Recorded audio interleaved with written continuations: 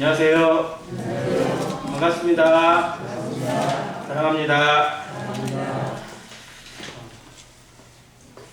4월 15일입니다. 4월도 딱 반절이 지났는데 글쎄요, 정확하게는 모르겠지만 보통 4월 말 정도 되어야 철쭉이 막 좀 피고 그러는데 확실히 좀 빨라진 것 같습니다. 철쭉이 웬만하면 다 피고 있고, 우리나라도 이제 약간 열대성 기후 쪽으로 좀 접어들고 있다는 표현이 맞다는 생각이 좀 들긴 합니다.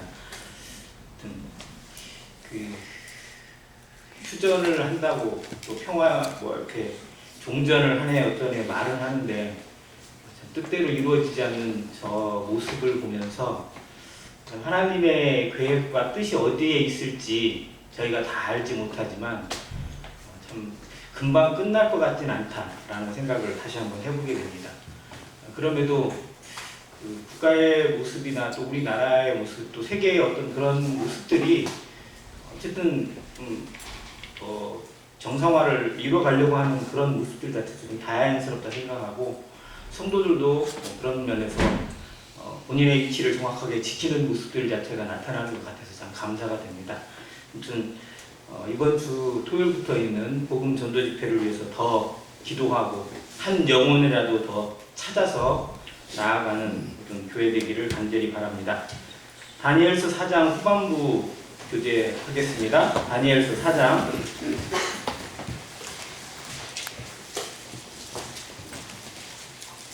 19절부터 오늘 끝까지 보도록 하겠습니다. 19절입니다.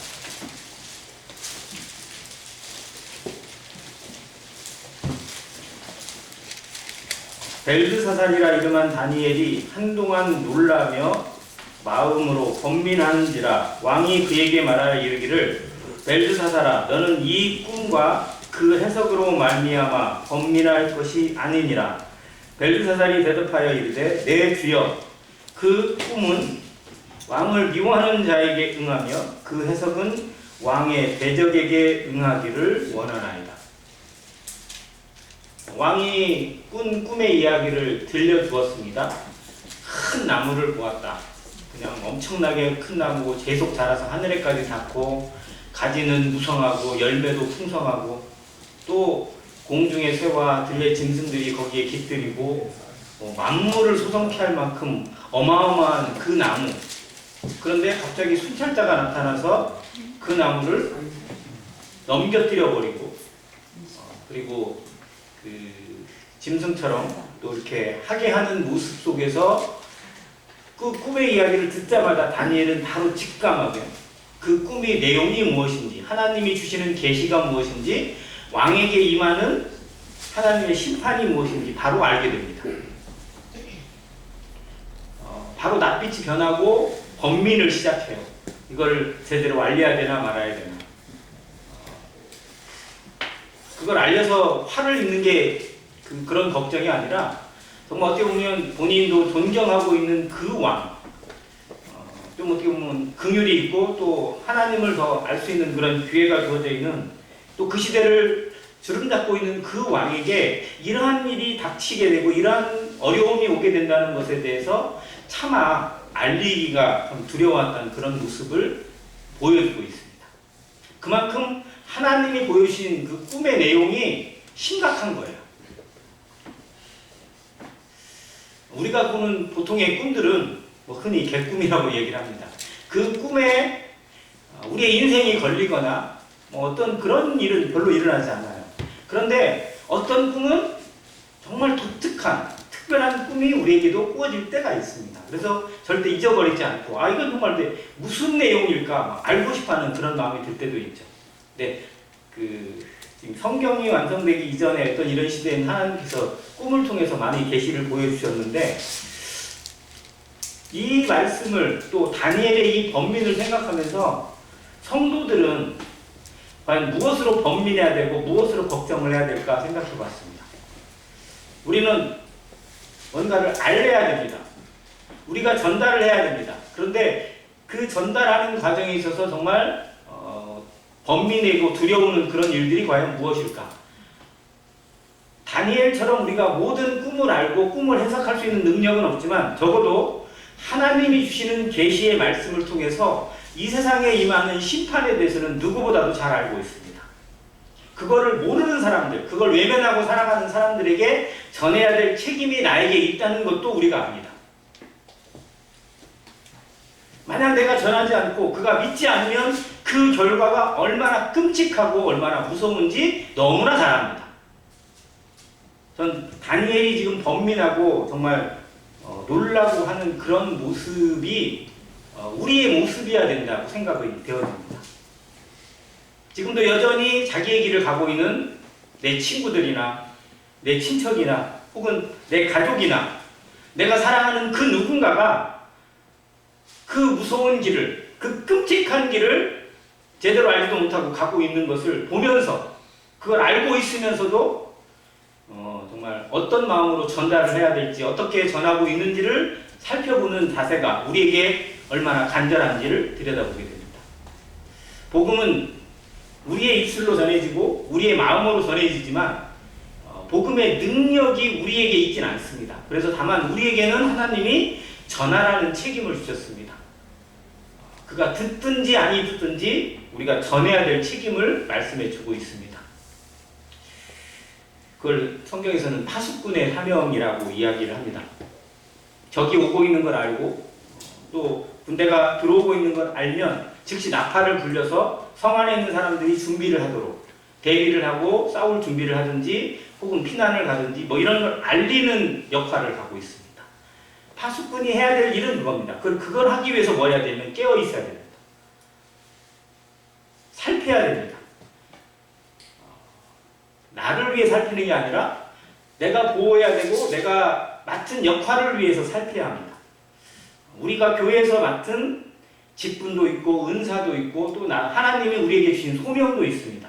그거를 맡았다는 것은 하나님께서 우리에게 기회를 주셨다는 것은 하나님께서 나에게 대한 기대가 있고 또 그것을 통해서 얻어야 될 영혼의 통로가 있고 그 일을 통해서 받으실 하나님의 영광이 그 뒤에 무수히 쌓여져 있습니다. 내가 불순종하고 내가 충성되지 못하고 내가 게을렀기 때문에 그 일이 취소되고 그 일이 미뤄지게 되면 그거 하나로만 그치지 않고 엄청난 파급 효과가 나타날 수도 있다는 거. 만약 내가 그 일에 정말 충성되어서 그 일을 정말 최선을 다해서 이루고 헌신하고 순종했을 때 그 순종으로 말미암아 하나님 앞에 돌려주는 영광은 내가 생각하는 것 이상으로 엄청나다는 것을 또한 생각해 보게 됩니다. 역사는 그런 걸 계속 보여주고 있습니다. 개인적으로 그 믿음의 선진들 가운데 또 기독교의 역사에 기록되어 있는 인물들 가운데 좀 마음에 좀 짠하면서도 좀 그런 사람들이 좀 있거든요. 에콰도르의 아우카 부족에게 복음을 전하다가 죽은 짐 엘리엇이나 혹은 미국의 그 인디언들에게 복음을 전하기 위해서 그들과 함께 들어가서 생활을 하던 중에 열병에 걸려서 죽은 데이빗 브레너드라는 사람이 있습니다. 그들의 삶의 공통점 중에 하나가 뭐냐면 일찍 죽어요. 짐 엘리엇이 몇 살에 죽었는지 아세요? 29에 죽었습니다. 그러니까 우리나라 나이로 하면 30이죠. 데이빗 브레너드 사람도 30살에 죽었어요. 그러니까 들어간 지 그 인디언에게 들어가서 복음을 전하고 그들과 함께 생활하면서 정말 어떻게 보면 열매도 있고 뭐 이렇게 했는데 그런 생활을 10년 이상을 했어요. 그런데도 그의 몸이 약해서 또 수시로 넘어지고 또 쓰러져서 제대로 전하지 못한 때도 있었고 정말 어떻게 보면 안타까운 그런 삶들을 많이 살았고 들여진 시간이나 헌신에 비해서 어떻게 보면 열매가 좀 초라하다라고 느낄 수밖에 없어요. 그러면 그가 실패했을까요? 그런데 그가 그의 삶을 계속적으로 일기로 남겼습니다. 근데 그 일기의 대부분의 내용이 뭐냐? 실패예요. 좌절입니다. 눈물이에요.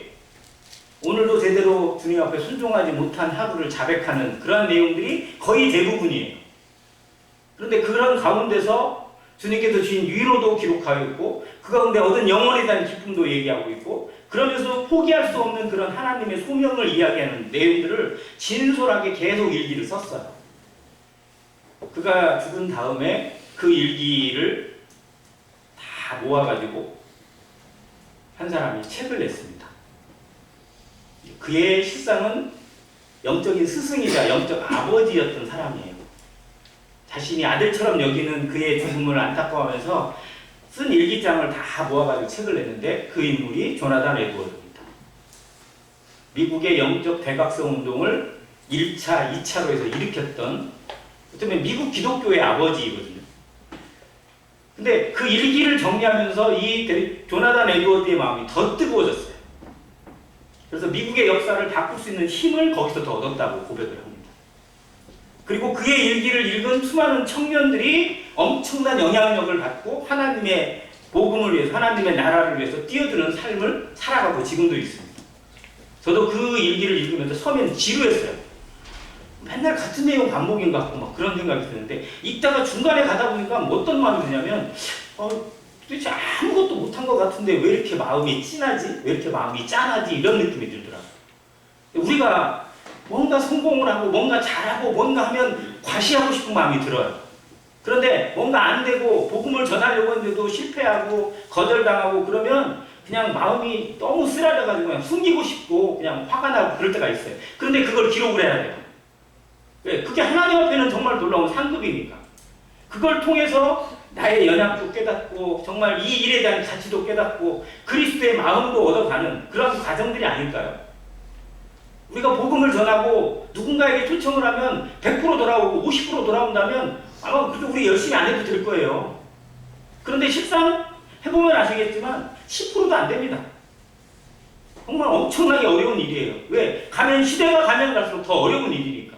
그런데 그 일이 얼마나 소중한지 얼마나 놀라운 가치를 가지고 있고 그 일이 하나님께 얼마나 영광스러운 일인지를 알아가야 하고 또 그 일을 포기하지 말아야 합니다.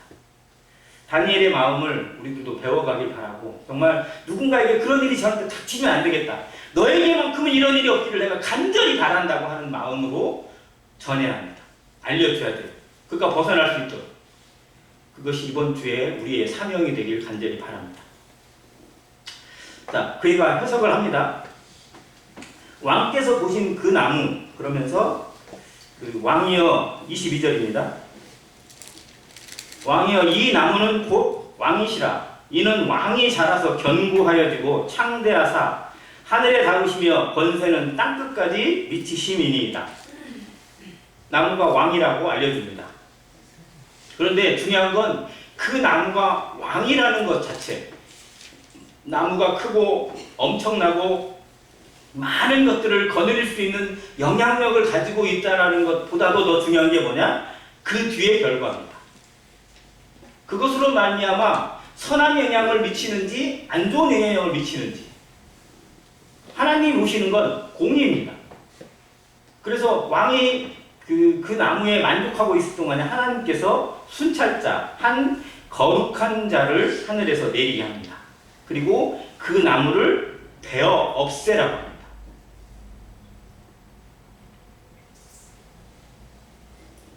정말 세상에서 제일 큰 나무면 인간이 생각할 때 베어 없애는 것만 해도 며칠 걸릴 것 같은데 하나님이 하시는 일이면 어떨까요? 하나님이 생각하실 때 지금 혹시 우리나라에서 제일 큰 나무가 혹시 어떤 나무인지 아세요? 우리나라에서 제일 오래되고 제일 큰 나무? 잘 정확하게 모르겠는데 아무튼 뭐 용문사에 있는 은행나무가 뭐 한 1000년 됐다고 그렇게 알려져 있고 또 그 원주 어느 마을에 있는 은행나무가 뭐 수령을 재보니까 1100년쯤 지났다고 뭐 그렇게 알려진 나무도 있더라고요. 진짜 엄청나게 가보면 장관이라고 하긴 하는데 1000년 넘은 나무. 그런데 뭐 세계에 보면 미국이나 뭐 이런 데도 그것보다 훨씬 더 오래된 나무 있잖아요. 제가 한번 기록들을 한번 찾아봤어요. 넓이 이게 크기로 이 폭으로 제일 큰 나무가 얼마나 될까? 이 둘레 있잖아요. 제일 큰 나무 이게 얼마나 될 것 같으세요? 어른들 몇 명? 어른들 12명이 들어갔는데 12명이 팔을 벌려야 단다고 하는 그런 나무가 있대요. 도저히 상상이 안 돼요.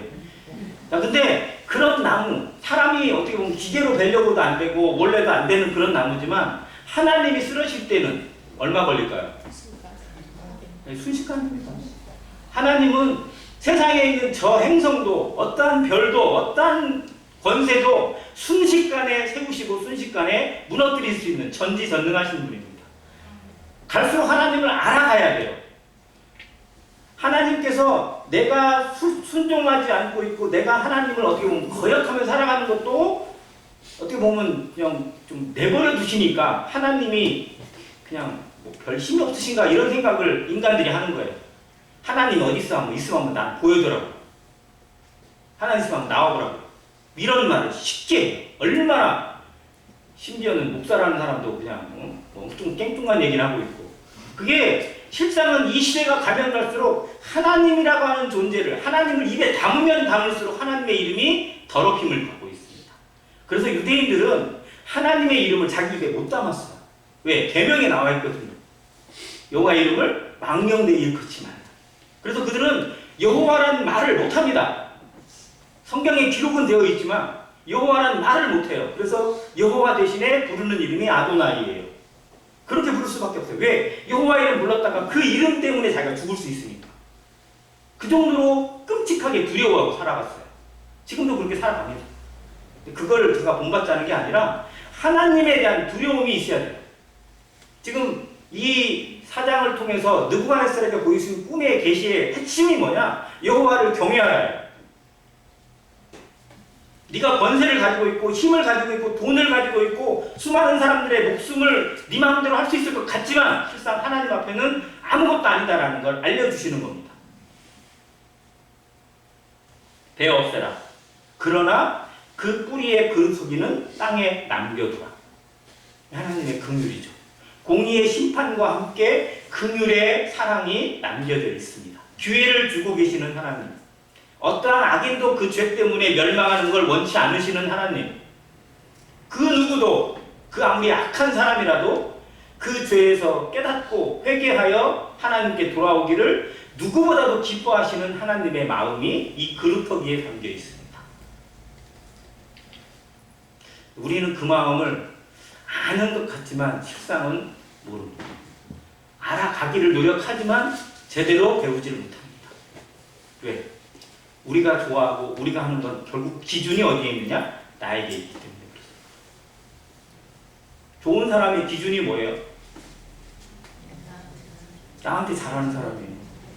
나한테 잘해주고 나한테 선물하고 나랑 친한 사람. 이 사람은 좋은 사람이에요.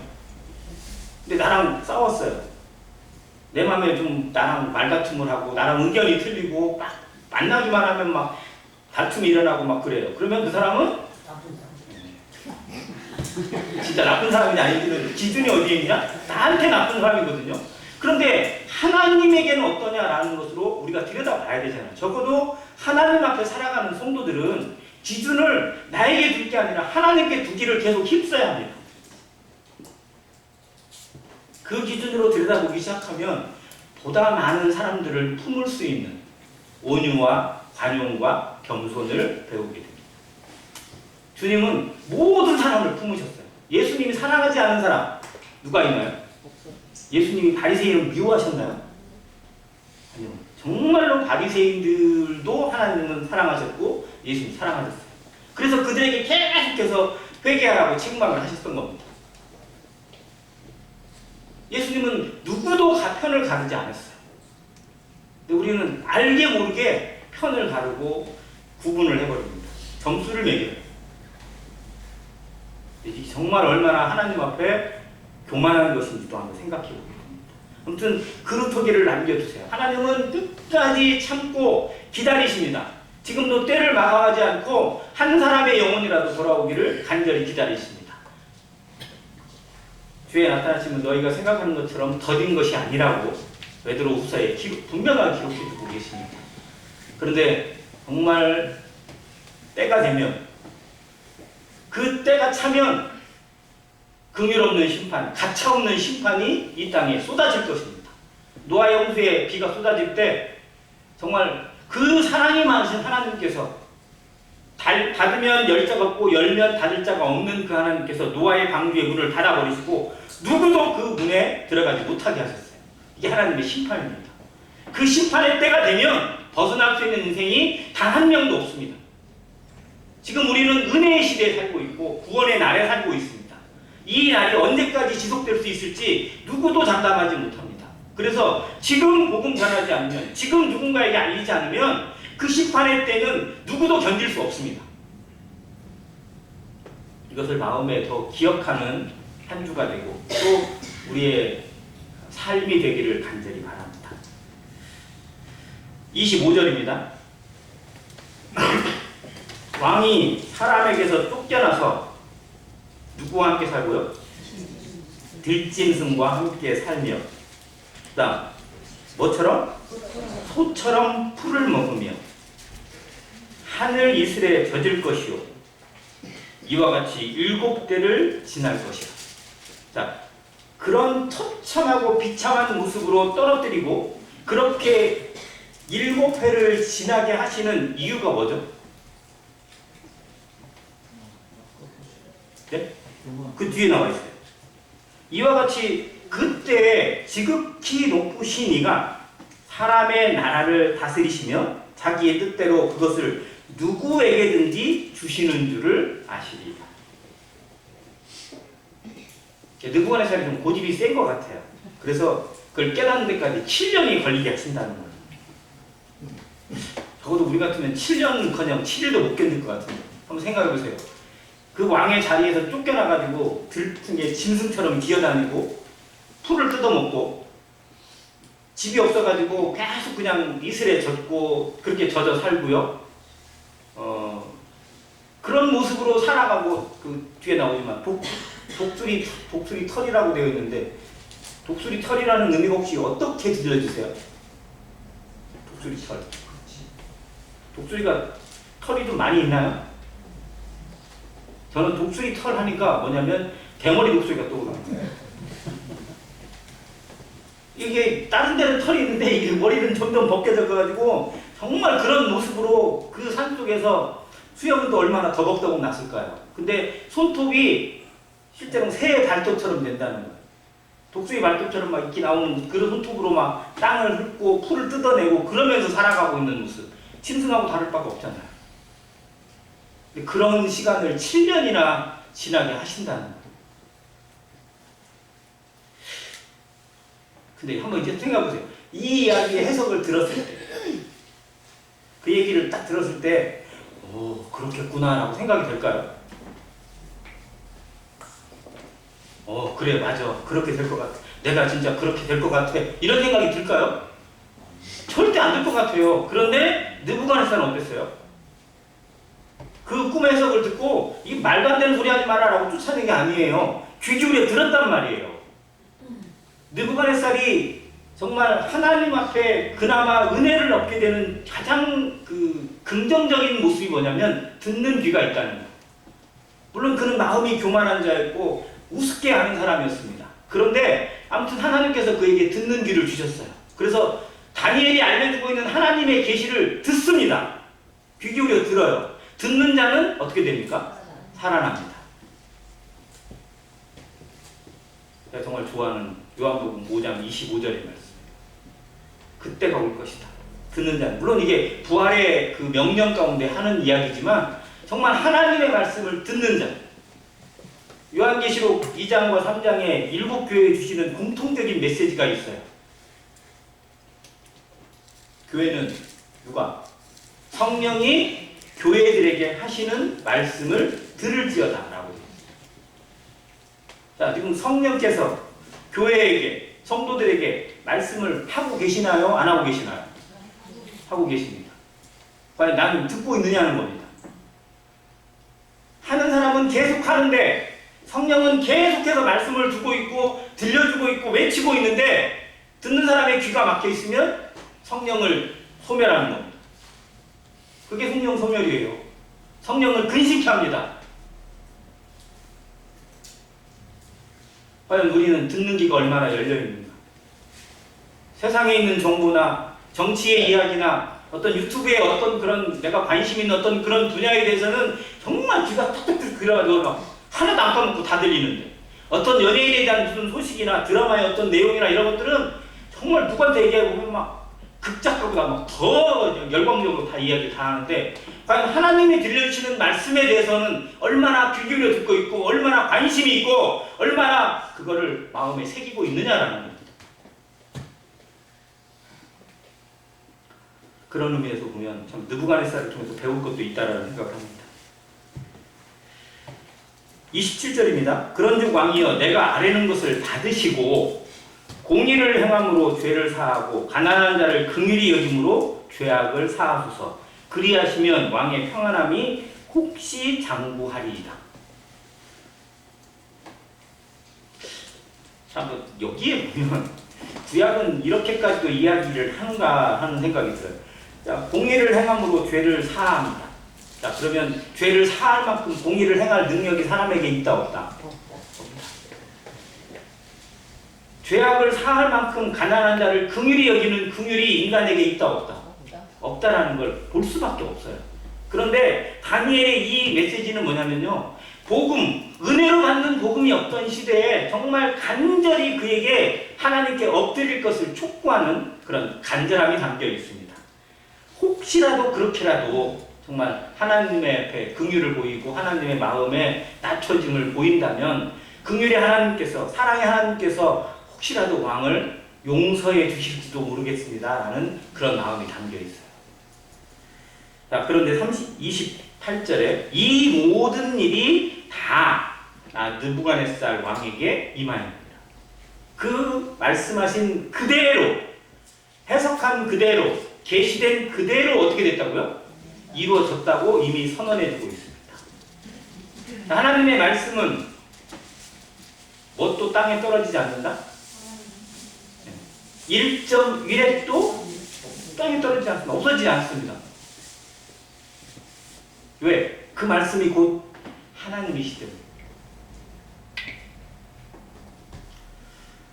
정말 하나님의 말씀에 대한 그 두려움과 또 떨림이 우리의 신앙의 어떻게 보면 하나의 모토여야 합니다. 말씀을 듣는다는 거, 말씀을 읽는다는 거, 말씀을 외우고 묵상한다는 거, 그리고 말씀을 전파한다는 거 기본이긴 한데 그것에 대한 우리의 태도가 건성으로 돼서는 안 된다는 겁니다. 그냥 습관적이고 관습적으로 올려서는 안 된다는 겁니다. 하나님을 대하는 마음, 하나님 앞에 서 있는 자세로 말씀을 듣고 묵상하고 기도하고 그 앞에 나아가기를 힘써야 합니다. 물론 매 순간마다 그렇게 할 수는 없겠지만 그 자세가 정말 말씀을 대하는 태도에서 달라지고 삶의 질이 바뀌고 그리고 우리의 입술이 바뀌게 됩니다. 자, 12달이 지난 후에 어떻게 보면 이 꿈을 꾸고 나서 1년의 기회를 주셨어요. 그리고 내가 바벨론 왕궁 지붕에서 거닐세. 자, 이것이 바벨론 그 역사에 나와 있는 공중정원이라고 나와 있습니다. 지금은 공중정원을 짓는 게 일도 아니에요, 어떻게 보면. 자, 가까이에 있는 저 바울교회 옆에 뭐라고 그래? 바울 선교센터라고 한가요? 거기 선교센터에 혹시 공중정원 있는 거 아세요? 저는 한번 가봤어요. 지금은 거기를 닫아놨는데 4층에 올라가면요, 저기 건물의 4층에 가면 그 분리가 되어 있어요. 이쪽에. 그리고 그 옆에 옥상 같은 데가 정말로 정원으로 만들어져 있어요. 나무도 심겨 있고 꽃도 있고 뭣도 있고 참 상당히 넓어요. 아무튼 그걸 보면서 참 멋있다. 근데 우리들 아파트 옥상이나 뭐 이런 데 가보면 그거 잘 활용해가지고 막 꽃도 심고 뭣도 심고 막 지금 그렇게 다 하잖아요. 자, 그런데 이 시절에는 땅에 아닌 건물 위에다가 뭐 나무를 심고 뭘 심는다는 걸 꿈도 못 꿨는데 바벨론이 그걸 했어요. 그게 공중정원입니다. 자, 그곳에서 거닐어요. 그러면서 왕이 뭐라고 하냐면 이 큰 바벨론은 내가 능력과 권세로 건설하여 나의 도성으로 삼고 이것으로 나의 위엄의 영광을 나타낸 것이 아니냐 라고 스스로 자부합니다.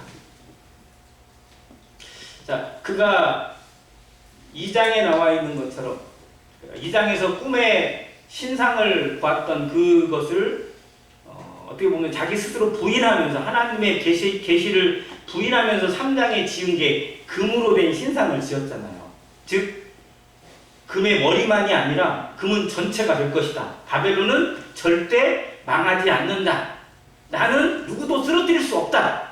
하나님도 나는 어떻게 할 수 없다. 라는 그런 자만감으로 살았던 느부갓네살이었는데, 자, 그 하나님의 말씀이 그에게 그대로 임합니다. 자기의 입에 있을 때 느부갓네살아, 내가 내게 말하노니 나라의 왕위가 내게서 떠났느니라 라는 음성을 듣게 됩니다. 그때 32절, 내가 사람에게서 쫓겨나서, 그럼 여기에 사람들은 누구예요? 누구에게 쫓겨난 거예요? 1번 다른 대적의 나라, 아니면 자기 백성, 자기 백성에게 쫓겨났어요. 자기 신하들에게 쫓겨났어요. 자기 가족에게 쫓겨났어요. 그래서 미스테리예요. 그런데 바벨론의 역사에 이 느부갓네살의 7년 미스테리가 기록되어 있어요. 근데 거기서는 어떤 식으로 기록되냐면 정말 원인을 알 수 없는 이상한 병에 걸렸다, 뭐 이런 식으로 되어 있어요. 아무튼 사람이 쫓겨났어요. 왜? 도저히 왕궁에 둘 수가 없어요. 한번 생각해보세요. 완전히 막 미쳐가지고 막 혼자 막 날뛰고 있고, 막 우리 편으로 보면 옛날에 무슨 병 그렇게 했는데 막 입에 거품 물고 막 눈동자 뒤집어지고 막 그러면서 막 이렇게 하면 그 사람 옆에 둘 수 있어요? 수시로 막 일어나서 막 난리치고 막 그러면 어떻게 되겠어요? 이 사람은 이제 끝났다 해가지고 그냥 쫓아내버린 거예요. 차마 죽이지는 못하고. 그렇게 해서 왕궁에서 쫓겨납니다. 가족에게 쫓겨나고 백성들에게 버림받습니다. 사람들에게, 자기가 다스리던 사람, 자기 앞에 꼼짝도 못하는 사람들에게 쫓겨나요. 그렇게 쫓겨나서 들짐승과 함께 삽니다. 얼마나 참 신세가 처량하다. 소처럼 풀을 먹고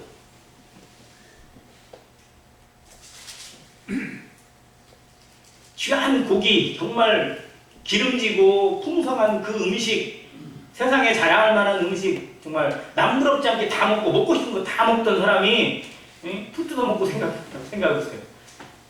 자, 그런데 그걸 하나님께서 하게 하십니다. 소처럼 풀을 먹고 몸이 하늘 이슬에 젖고 머리털이 독수리 털과 같이 자랐고 손톱은 새 발톱과 같이 되었더라. 이 모습을 보면서 떠오르는 말씀이 시편에 있는 말씀. 또 사람은 존귀하나 장구치 못하며 멸망하는 짐승과 같도다. 그리고 그 말씀의 결말에 이렇게 되어 있습니다. 존귀에 처하나 깨닫지 못하는 사람은 뭐 같다고요? 멸망하는 짐승과 같도다. 정말 존귀했던 왕이 하나님을 깨닫지 못하고 하나님 앞에 교만하게 행했을 그때 뭐가 되어버렸어요? 정말 짐승이 되어버렸어요. 그냥. 그 문자 그대로 그냥 이루어진 사람 중에 하나가 어떻게 보면 느부갓네살인 것 같습니다. 물론 그 시편에서 기록되어 있는 그 짐승은 꼭 여기 있는 짐승만을 얘기하는 건 결코 아닙니다. 그런데 정말 사람이 짐승이 될 수 있어요, 없어요? 사람이 짐승이 될 수 있다, 없다? 짐승 같은 사람이 있어요, 없어요? 있잖아요. 그래서 그런 말이 있어요. 짐승은 사람이 되지 못한데 사람은 짐승이 될 수 있다. 사람이 얼마나 추악해질 수 있고 얼마나 더러워질 수 있고 얼마나 비참해질 수 있는지를 보여줍니다. 아무튼 그 모습 가운데 머물 때 그 그루터기를 남겨주신 그 하나님께서 34절에 그 기한이 참회, 정말 이 말씀이 놀라워요. 그러면 그 기한이 몇 년이에요? 7년입니다. 그러면 느부갓네살은 그 7년의 기간을 견딘 거예요? 안 견딘 거예요? 견딘 거예요. 그리고 그 7년의 기간 동안 뭘 생각했을까요? 거기서 물론 정상적인 이성적인 생각을 할 수 있는 형편도 못 되지만 하나님께서 그에게 깨닫게 하시는 게 뭐냐면 이게 내 나라가 아니다라는 거예요. 내가 이룬 게 아니다라는 거예요. 그리고 그건 누가 이루신다? 하나님께서 다스리신다. 나는 그러면 그걸 누가 다스린다? 하나님이 다스린다라는 거예요. 이게 쉬울까요? 어려울까요? 일반 사람도 어려워요. 그런데 하물며 전 세계를 지배했던 왕에게 그게 그냥 말처럼 되지 않습니다. 그래서 하나님께서 가장 철저하게 낮추셨어요. 밑바닥까지 떨어뜨렸습니다. 7년 동안 그 일, 그 가운데 인고의 세월을 견디게 하셨어요. 그러면서 스스로 부인하고 스스로 아니라고 외쳐보던 그 모든 것들을 다 깨뜨리시고 그럴 수밖에 없구나. 정말 하나님은 하나님이시구나라는 걸 인정하게 하고 고백하게 만드는 그 모습. 이 모습으로 그가 하늘을 바라보게 합니다. 그 기한 이참에 나 느부갓네살이 하늘을 우러러 보았다.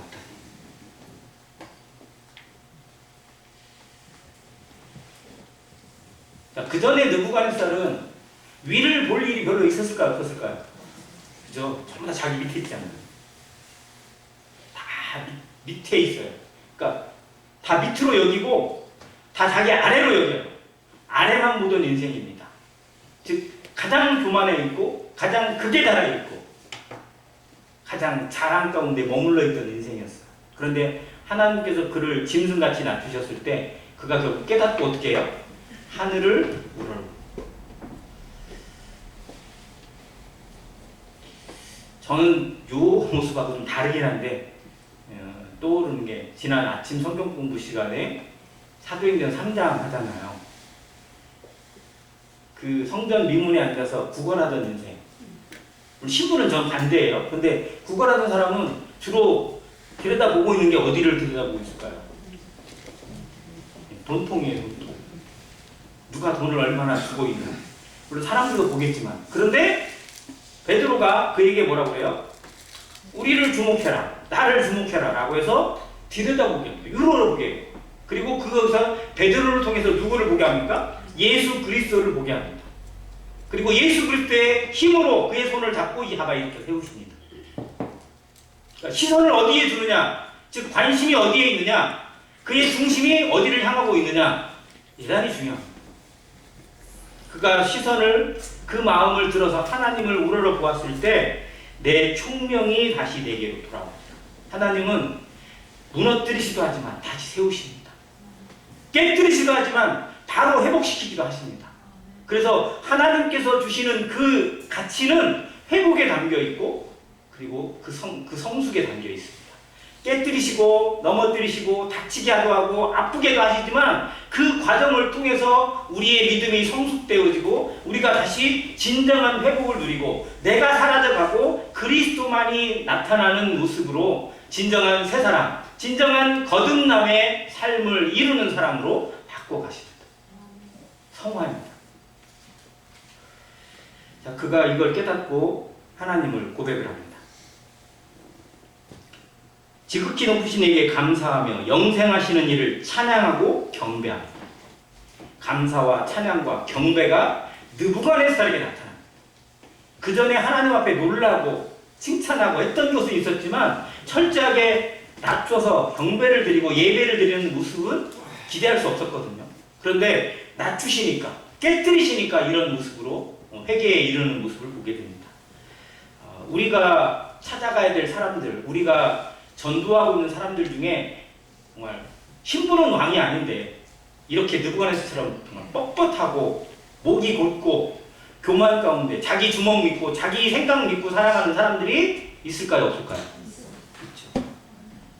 그래서 내 말로 그들을 꺾는 게 아니라 정말 하나님의 은혜로 하나님의 말씀으로 하나님의 권능으로 그를 꺾게 해달라고 정말 하나님께서 그와 함께 해달라고 기도해야 됩니다.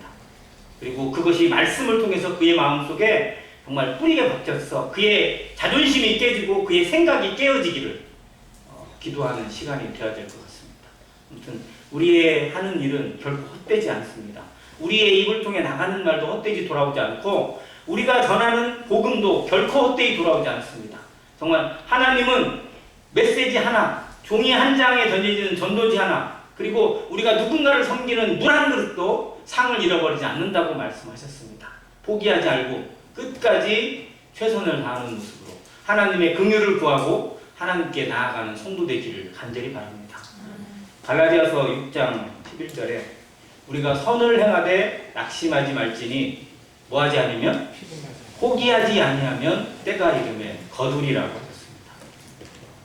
정말 주님과 함께 거두는, 그리고 눈물을 흘리며 씨를 뿌리러 나가는 자는 기쁨으로 단을 거두리라고 말씀하시잖아요. 그래서 정말 거둠에 대한 가치와 그 열매에 대한 기쁨을 주님과 함께 누리는 이번 복음 전도 집회가 되기를 간절히 기도하고, 그 일에 함께 동참하는 모든 성도 되시기를 간절히 바랍니다. 이상입니다.